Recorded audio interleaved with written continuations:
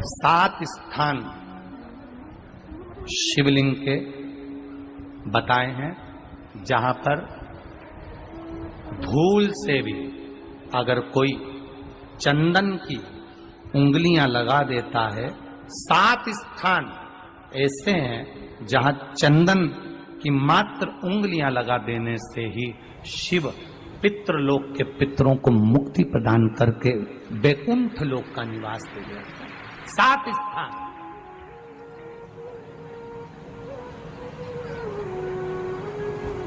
और वो 7 स्थान जो चंदन के बताए गए हैं, पहला भगवान देवाधिदेव महादेव के शिवलिंग पर चंदन का लेपन।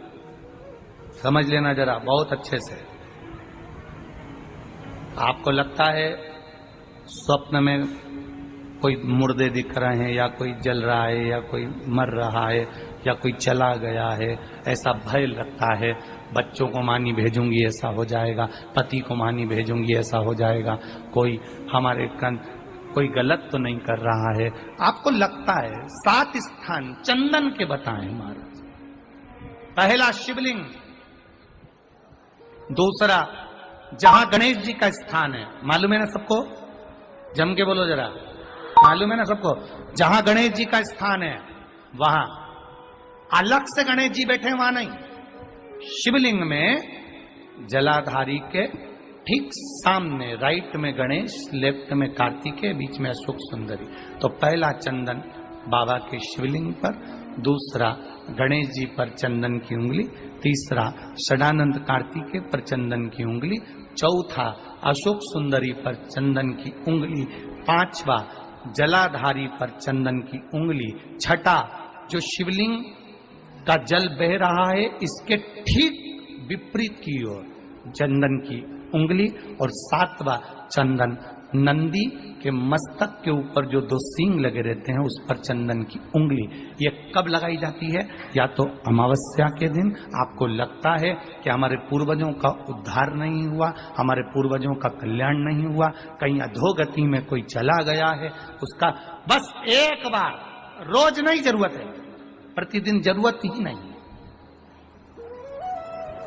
महीने में एक बार अगर अमावस्या के दिन भी आपने चंदन के थोड़ा सा चंदन अगर मेरे देवाधिदेव महादेव को 7 स्थान पर समर्पित किया है।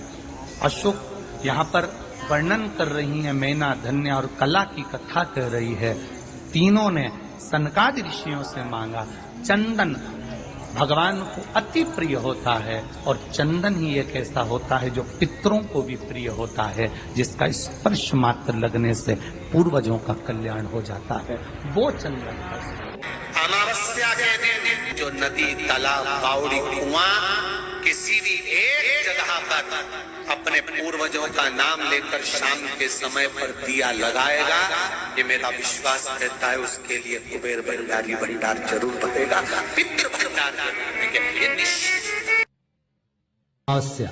तुलसी की लकड़ी पानी में घुमाकर, लकड़ी नहीं हो तो माला तो होगी ही, जल में भ्रमण कराकर, जल में घुमाकर, तुलसी की लकड़ी को जल में डालकर स्नान जो करता है, मात्र घुमाना है, लकड़ी डालकर नहीं रखना है, घुमाकर अपने पूजन वाले स्थान पर रखना, या पानी में पहले से घुमा लो, उस पानी को ले जाकर डाल दो। अमावस्या स्नान जो जीव करता है, शिव महापुराण की कथा कहती है, जितनी वर्ष में सोमती पड़ती है, सोमती अमावस्याएं पड़ती हैं, शनिचरी अमावस्याएं पड़ती हैं, सारी अमावस्या का पुण्य उस जीव के खाते में चला जाता है। तो अच्छे से ध्यान रखिएगा, आप ब्राह्मण को भोजन कराएं ना कराएं, आपने धूप छोड़ी ना छोड़ी वो पता नहीं, गाय को रोटी दी ना दी, स्वान को भोजन दिया ना दिया, कौवे को भोजन दिया ना दिया, चलेगा। पर अमावस्या के दिन, उस दिन प्रदोष काल में, प्रदोष के समय पर, शाम के समय पर जाकर किसी भी नदी, तालाब, बावड़ी, कुआं, कहीं ना कहीं जो आपके पास में हो, वहां पर एक घी का दिया, पत्ती का मुंह दक्षिण की ओर कर अवश्य जला कर जाना, सारे पितृ दोष समाप्त हो जाएगा। निवेदन है, माताओं से निवेदन है, मान लो आपको कोई ब्राह्मण देवता ने कहा कि आपके यहाँ पितृदोष है, तो आपको घबराना नहीं है कि महाराज जी मुझे क्या करना पड़ेगा, पितृदोष है एक चावल का दाना घर में से लीजिए, हथेली पर रखिए, पानी का जो मटका होता है, हंडा होता है, पानी का जो मटका है, हंडा है, जहां पर रसोई घर में तुम पानी रखते हो, उस हंडे के पास में, मटके के पास में उस चावल के दाने को लेकर जाइए, अपने पितरों का स्मरण कर स्वधा स्वधा स्वधा स्वधा स्वधा 5 बार बोलकर शंकर भगवान की शिवलिंग पर, तुम्हारे घर में शिवलिंग हो तो घर में, और अगर मंदिर में शिवलिंग हो तो मंदिर में, उस चावल के दाने को चढ़ा दीजिए। कैसा भी पितृदोष होगा समाप्त हो। श्री पार्वती जी की नानी जी का नाम क्या था? स्वधा। क्या नाम था? जम के बोलो जरा। स्वधा। और ये कोई साधारण सी नानी नहीं है पार्वती जी की, और ना ये नाम कोई साधारण सा।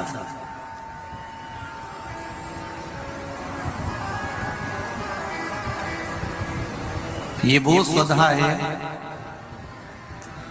जो पितरों की धर्म पत्नी है,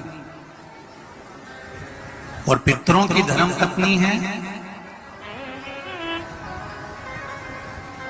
अगर घर में, और तुम्हें लग रहा है कि मैं 1 रुपए कमा रहा हूं, 100 रुपए खर्चा हो रहा है, या फिर घर में क्लेश बना हुआ है, या घर में बीमारियां बढ़ी हुई है, तो एक काम करना प्रारंभ कर दो। शिव जी के मंदिर में एकादशी के दिन जब आप जल शंकर को चढ़ाने तो रोज ही जाते हैं, जब एकादशी का दिन रहे और शंकर जी के मंदिर में आप जल समर्पित करें, तो 3 बार मुख से स्वधा स्वधा स्वधा या स्वधा स्तोत्र का पाठ, जिसमें 12 श्लोक ब्रह्म वैवर्त पुराण के अंतर्गत प्रकृति खंड में ब्रह्मा जी द्वारा स्वधा स्तोत्र के पाठ का महत्व बताया।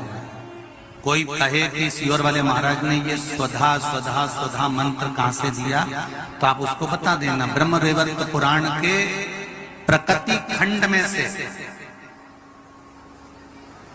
ब्रह्मा जी ने इस स्वधा स्तोत्र पाठ को प्रकट करा था, और स्वधा के मूल मंत्र का स्मरण कराया। इसमें 12 श्लोक हैं स्वधा स्तोत्र में। अगर स्वधा स्तोत्र नहीं पढ़ सकते तो 3 बार मुख से क्या बोलना है? जम के बोलो जरा। स्वधा स्वधा स्वधा।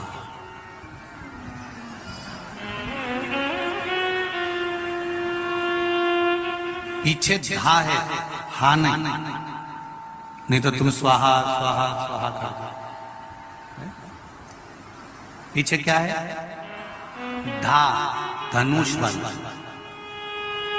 फिर से एक बार बोलिए 3 बार। स्वधा स्वधा स्वधा। और एक बात और ध्यान दीजिएगा,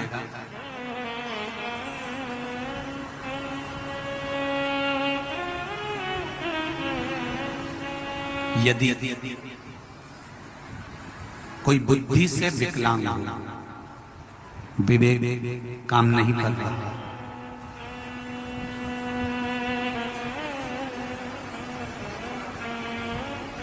अगर विवेक काम नहीं कर रहा हो, माइंड से कोई कमजोर हो, तो जब स्वधा के नाम से आप शंकर भगवान को जल समर्पित करें, स्वधा स्वधा कहकर उस जल को समर्पित करें, तो पितरों का स्मरण कर कर वही स्वधा को समर्पित किया गया जल, जिसको विवेक की तकलीफ होती है, बुद्धि की तकलीफ होती है, अपने पितरों का, अपने पूर्वजों का स्मरण कर कर उस जल को उस विवेकहीन व्यक्ति के दोनों भुकुटियों के पास में लगा देना चाहिए। थोड़ा सा एकादशी के दिन अगर जल चढ़ाने जाओ तो 3 बार मुख से बोलिएगा। फिर से बोलो एक बार। स्वधा स्वधा स्वधा।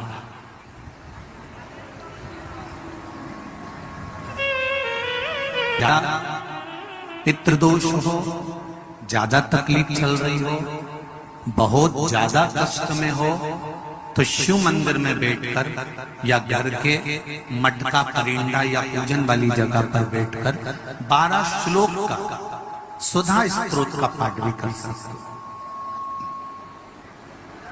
ये पार्वती जी की नानी जी सुधा,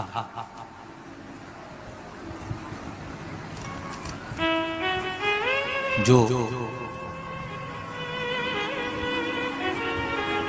भगवान शिव का अभिषेक करना, पूजन करना, अर्चना करना, मंत्र जाप करना, स्मरण करना, नित्य प्रति शिव पूजन में डूबी रहना, इनका एक ही काम था। थी पितरों की पत्नी,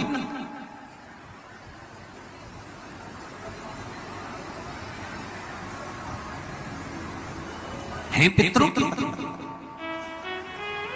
पर भक्ति में इनका बल बड़ा बल। जब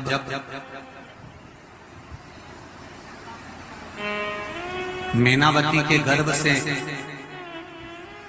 गंगा मैया का जब प्रागट्य हुआ था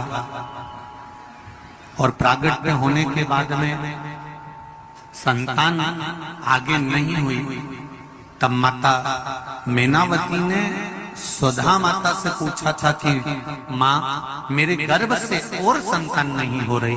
तब सुधा ने उनको शिव आराधना का भाव बताया था। तब मैनावती के गर्भ से पुत्र हुआ था जिसका नाम मैनाक पर्वत हुआ था।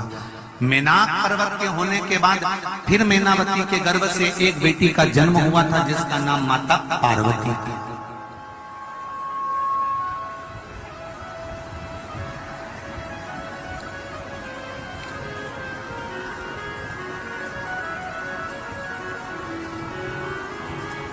तब उनका नाम माता पार्वती। और माता पार्वती की तब साधना का बल इतना प्रबल था, इतना बल प्रबल था। माता पार्वती जी ने अपनी नानी से जो सीखा था, सुधा माता से जो सीखा था, शिव आराधना का जो भाव माता पार्वती सीख कर बैठी थी, वो माता पार्वती जी ने शंकर की इतनी आराधना करी, इतनी आराधना करी कि देवाधिदेव महादेव के साथ में माता पार्वती जी का मंगल विवाह हुआ। ये सुधा से सीखा था। हमारे घर के बच्चों को कोई दूसरा सिखाने वाला नहीं मिलेगा। हमारे घर के बच्चों को हमें सिखाना पड़ेगा। सारी दुनिया की गति विधि तुम्हारे बच्चों को दुनिया सिखा देगी, पर हमारे कुल का, हमारे घर का, हमारे सनातन धर्म का संस्कार हमारे बच्चों को कोई दूसरा नहीं सिखाएगा।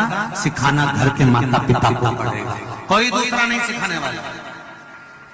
आपके बच्चे को मोबाइल चलाना किसने सिखाया? तुमने सिखाया क्या? अरे जम के तो बोलो री जी। आप अपने बच्चों को कभी मोबाइल चलाना नहीं सिखाओगे, फिर भी बच्चा मोबाइल चलाना सीख जाएगा। जितना तो तुमको नहीं आता उससे जोरदार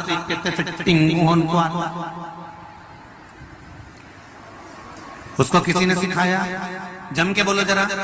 नहीं, अपने आप सीख गया। क्योंकि आज की जो जनरेशन है, आज के जो बच्चे हैं, इनको कुछ सिखाने की जरूरत नहीं होती। आज के बच्चे अपने आप टीवी देख देख के, जो माताएं दिन भर डॉक्टर कह देता है बेड रेस्ट करो, और बेड रेस्ट मतलब पलंग पे पड़ी रहो, दिन भर नाटक देखती रहो, तो नाटक देखते देखते